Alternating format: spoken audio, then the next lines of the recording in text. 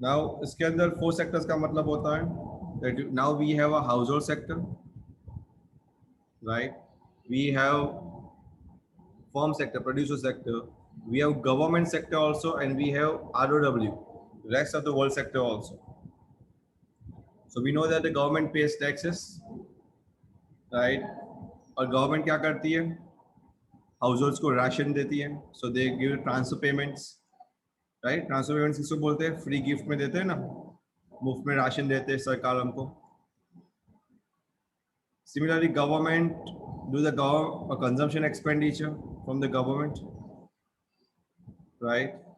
And definitely they also provide transfer payments to the producers, to the firm. In turn, producers क्या करते हैं, उनको क्या देते हैं, they provide taxes to the government. Similarly, money and finance अगर आप देखोगे, so we know that household saves to the financial sector, and also अगर जब पैसे की जरूरत होती है तो वो लैंड यानी कि लेते भी हैं फिनांस सेक्टर से। सिमिलरली फॉर्म सेक्टर भी वही करता है, फॉर्म सेक्टर भी देता है सेविंग अपना, किसको, बैंक्स, फिनांस सेक्टर को, और ज़रूरत पड़ती है तो वो बोरो भी करता है। गवर्नमेंट का जितना भी सेविंग्स है वो भी कहाँ जाता है, फिनांस सेक्टर में जाता है, एंड गवर्नमेंट उनसे बोरो भी करती है।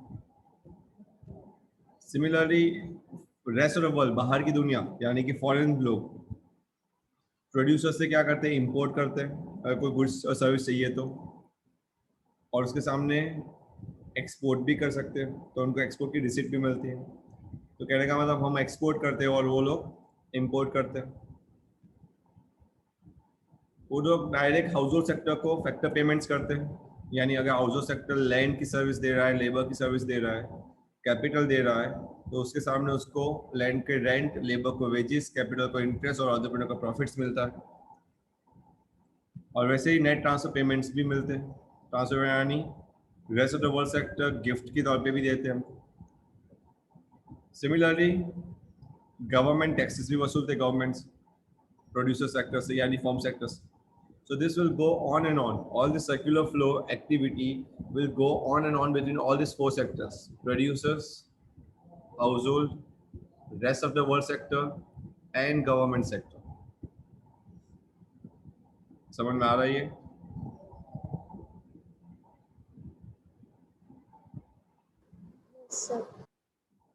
Right.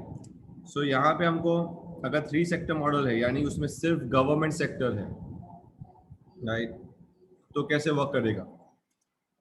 So features of government sector क्या है, पहले गवर्नमेंट सेक्टर के फीचर समझेंगे, बाद में rest of the world sector के समझेंगे। Government sector receives direct taxes from the house sector, right ना, उनको टैक्सेस मिलता है हाउस सेक्टर से, and indirect taxes from the form sector. और इनडायरेक्ट टैक्सेस कहाँ से मिलता है, फॉर्म से, यानी वो लोग जो गुड्स बनाते हैं उसमें जो टैक्सेस लगते हैं वो इनडायरेक्ट टैक्सेस बोलते हैं हम उसको। जैसे कि फॉर एग्जांपल कुरकुरे बनाया, तो कुरकुरे बनाने के बाद वो बेचते हैं तो उसके ऊपर टैक्स लगा के बेचना पड़ेगा। कौन सा टैक्स लगेगा? पहले ज़माने में इनडायरेक्ट टैक्सेस लगते थे, जैसे कि वैट था, एक्साइज था। अभी कौन सा टैक्स लगता है? अभी जीएसटी लगता है, राइट।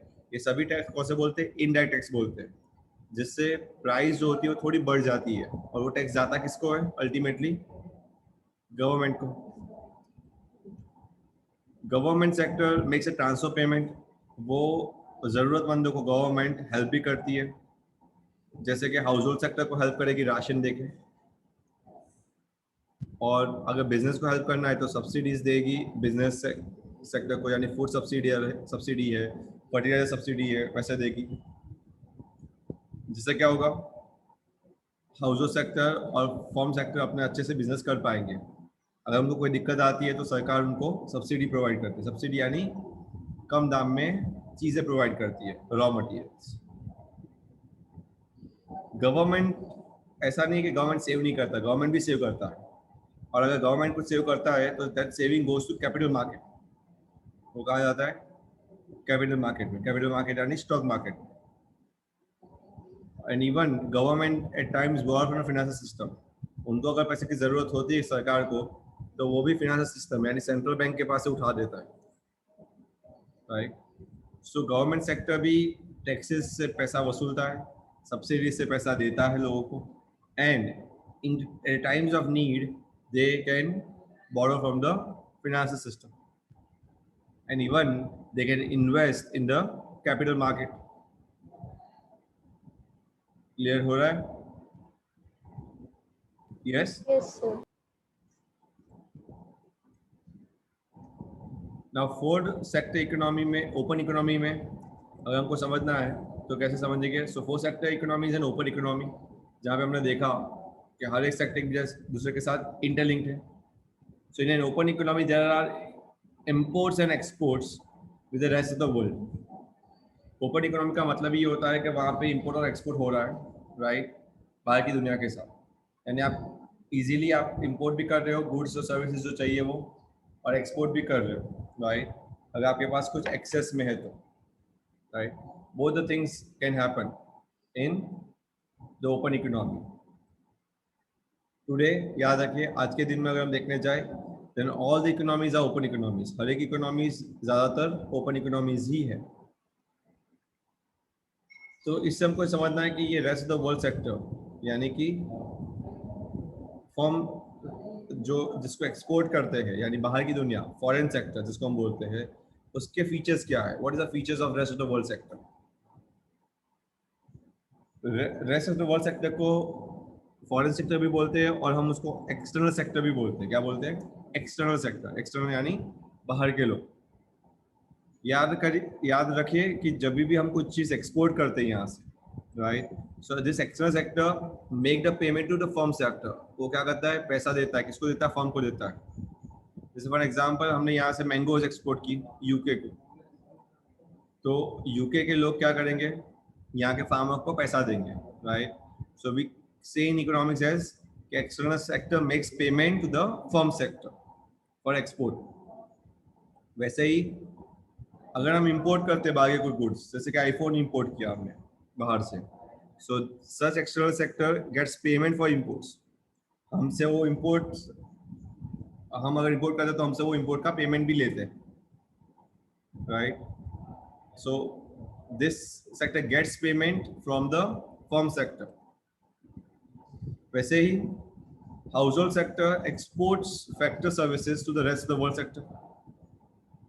अगर हाउस होल्ड सेक्टर है तो वो फैक्टर सर्विस देते हैं। फैक्टर सर्विसेज कौन सी है? 4 है, आपको पता है, लैंड, लेबर, कैपिटल, एंटरप्रेन्योर। वो सर्विसेज देता है किसको?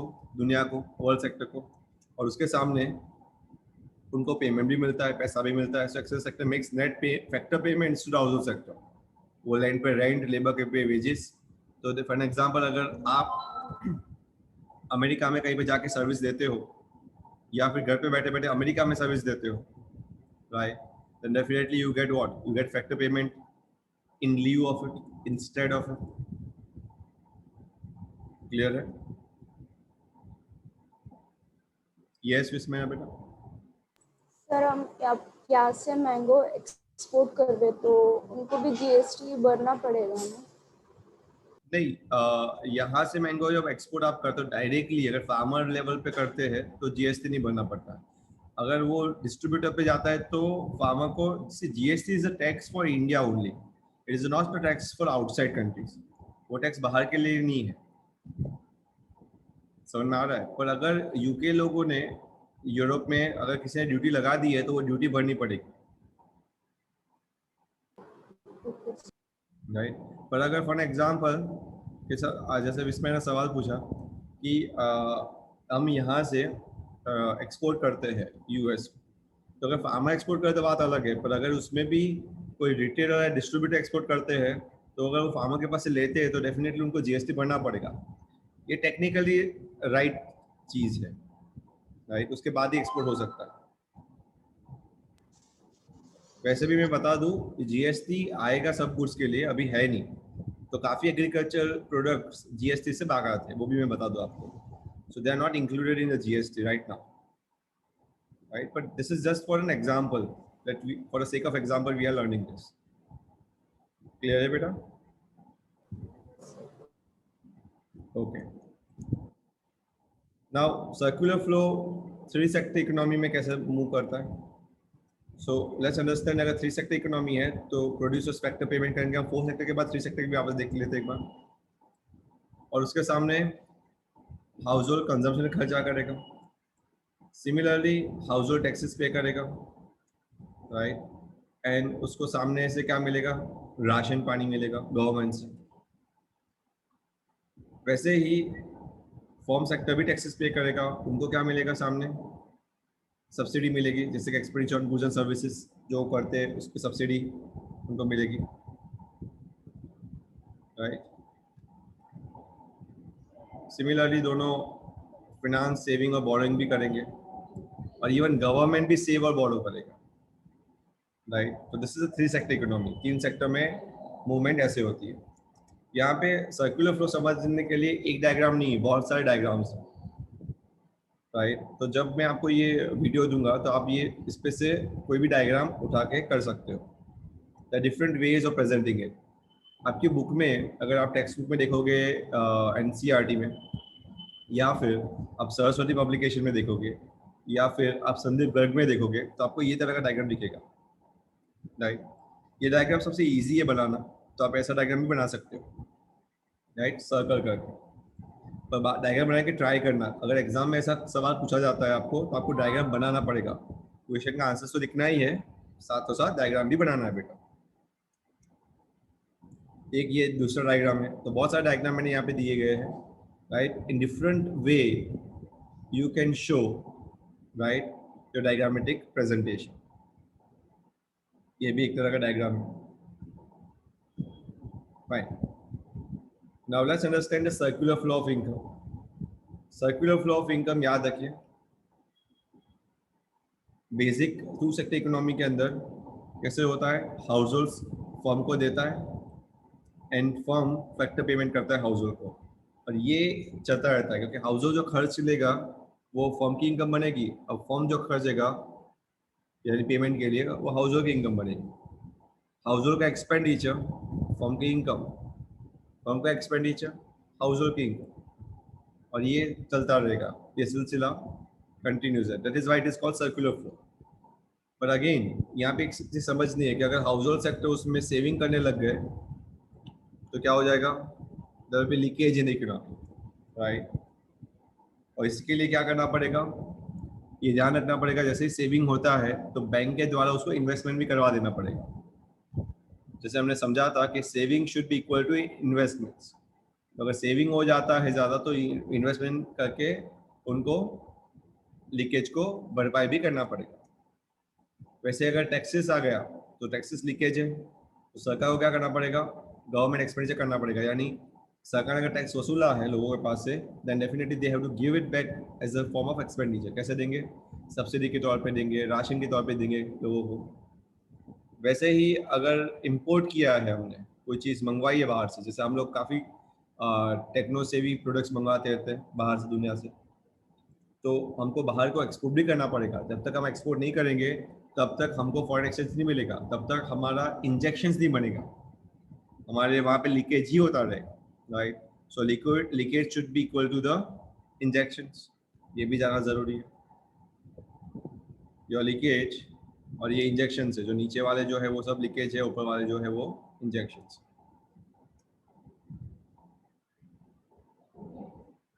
याद रखिए कि ये इनर फ्लो होता है फैक्टर पे में, और ये इंजेक्शन और विड्रॉल्स जो होते हैं वो आउटर फ्लो होते हैं। ये जितने फ्लो बढ़ेंगे उतना ही इकोनॉमी ग्रो करेगा, अगर ये फ्लो नहीं करते तो इकोनॉमी श्रिंक कर देगा। The next is important is classification of industrial sector. यहाँ पे हमको ये भी समझना है कि इंडस्ट्रियल सेक्टर को कैसे क्लासीफाई किया जाए। It means grouping the production units into distinct industrial groups और सेक्टर्स। तो इसका मतलब ये होता है कि हम प्रोडक्शन यूनिट्स को अलग अलग ग्रुप में या अलग अलग सेक्टर्स में डिवाइड करते हैं। ये सबसे पहला स्टेप है, it's the first step required to be taken estimate national income. National income को कैलकुलेट करने के लिए सबसे पहला स्टेप है, you have to do this first, right. Industry sector को क्लासीफाई करना सबसे पहला प्रायोरिटी होगा सबका, एवरीवन। स्टैटिस्टिकली बहुत कन्वीनियंट हो जाएगा अगर आप क्लासीफाई करके इनकम को डिवाइड करोगे।